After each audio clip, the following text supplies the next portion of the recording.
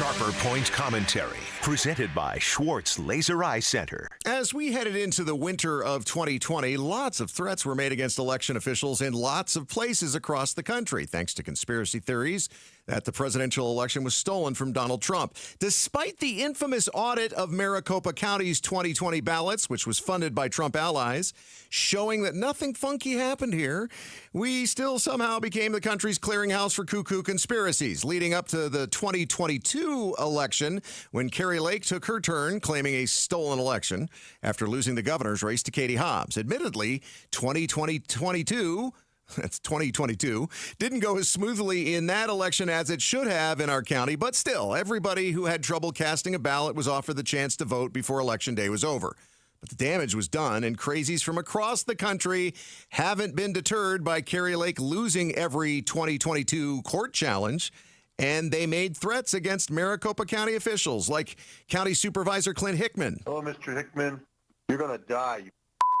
We're going to hang you. As well as state officials like the Secretary of State's office, which doesn't run a single election. That's the job of counties and cities. Speaking of electoral jobs that aren't supposed to be done, I would submit that it's not the job of people from other states to police our elections. But U.S. Attorney for Arizona, Gary Restano, says that's what's been going on. We've now got 7 federal cases, including Frederick Goltz, convicted in Texas, and Walter Hornstra, currently pending charges in Missouri, in which outsiders threatened our fellow Arizonans. And as for this year's 2024 presidential election, Restano thinks we could expect more of the same. We expect that we are going to remain in the crosshairs, so to speak, of these threats, given that Arizona will remain a battleground state. But maybe there's hope, because an Ohio man who acknowledged making death threats in voicemails left for then Arizona Secretary of State and now Governor Katie Hobbs during the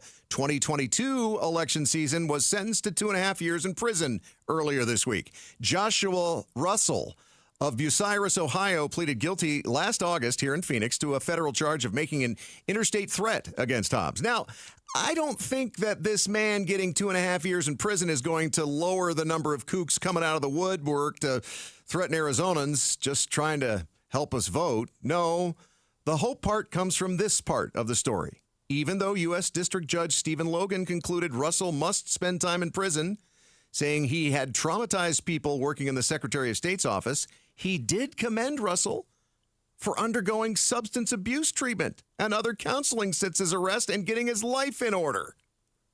So maybe if we can convince these people to put down the pipe, get some help, and maybe see a psychiatrist, we'll have fewer threats.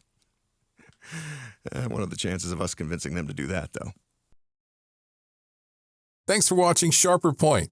Click to see more from Arizona's Morning News and tap the button in the middle to subscribe.